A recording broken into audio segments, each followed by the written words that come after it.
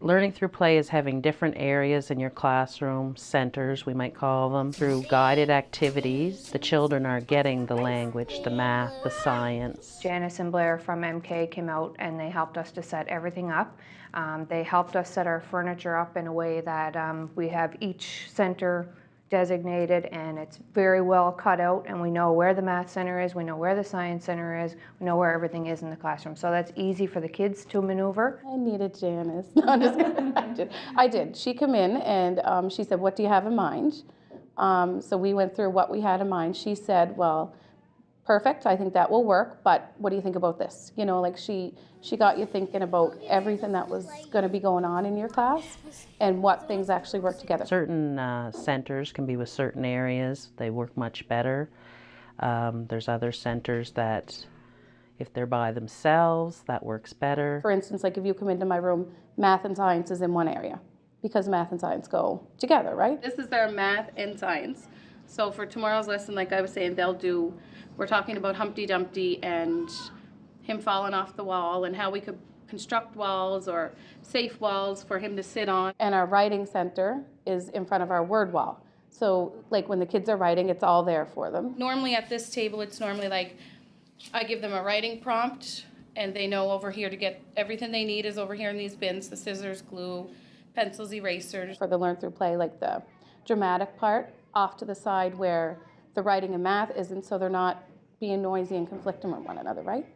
When we pull out those centers, they just grab that story box. They know there's tablecloth, there's birthday center, there's birthday cake in there, there's pretty much everything they need. But what's interesting is that I've put what's in that basket, and then the students decide if that's enough, if they need everything in there. So it's really interesting to see. So I think I've got everything that I need for a great birthday party or a restaurant center. So the other day was really funny where the students had out the restaurant center, and a student said to me, "I really need the fire extinguisher from the costumes." And I said, "Oh, okay, why do you need the fire extinguisher?" "Well, because we're running a kitchen. We could have a fire, and therefore we need the fire extinguisher."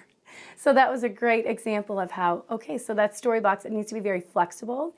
One day the tablecloth for the restaurant became part of the picnic center on the floor. So, but that's a great thing. That's what we want to see. They're divergent thinkers. It's not just what's in that box. They're thinking outside of the box. We would introduce a brand new center as a classroom just so the children can kind of understand. Then we would have that center for 2 or 3 days. Even by the second day, the children are able to set up the center.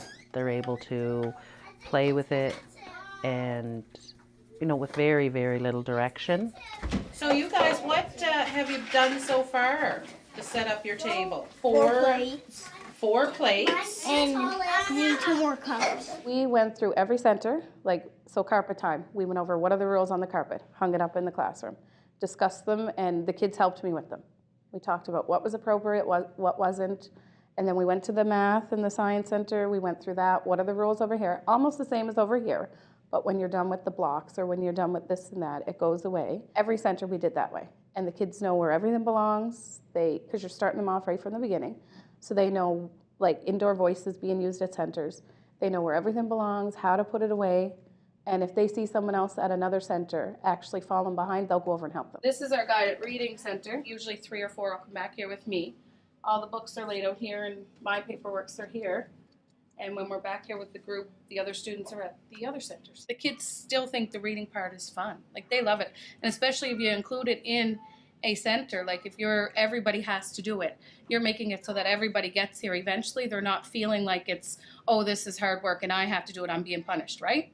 So if you're including it as a center and you're like, well, you guys are going to come read with me, you're down here with me first, they're excited about it. We like the centers the most in the build stuff, in the reading the most, because we get to learn stuff, and we like math a lot because it's easy for us, and like there's so much stuff to do in schools because it's really fun. I, of course, made it child-friendly.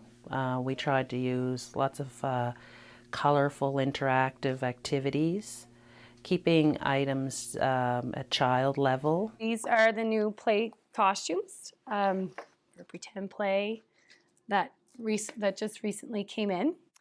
this is, I think, their favorite. This is the go-to spot. Dustin, look. Walk the mountain. I like that. What the mountain. That's birthday. That's birthday. Our classroom isn't huge, so we have to move things around to utilize space. In fact, we have gotten rid of the teacher's desk. At first, that was, it was different. You know, like your downtime, you're used to sitting down and just relaxing or doing up your attendance, you're at a desk. But really, I don't even miss it.